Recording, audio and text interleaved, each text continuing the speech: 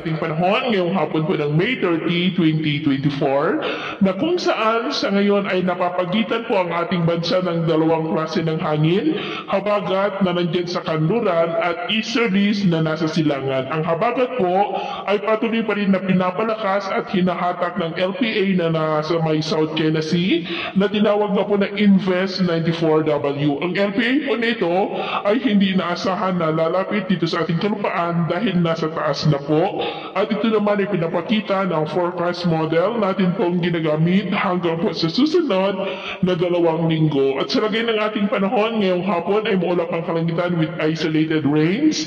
Dito po sa ilang bahagi ng Cagayan, Ilocos Region, Cordillera, Pangasinan, Metro Manila, Nueva Ecija, Bulacan, ilang bahagi ng Calabarzon, Pola Oriental, Mindoro, Palawan, Aklan, Negros, Cebu, Bohol, Leyte, Samar Provinces, Zamboanga del Sur, Northern Mindanao, ilang bahagi ng Caraga, Sorsogon at Davao Region.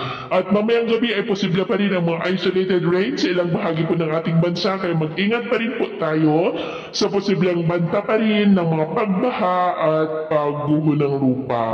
At sa atin naman pong mga baybayin dahil po sa habagat ay maalon po sa kanlurang baybayin ng Luzon.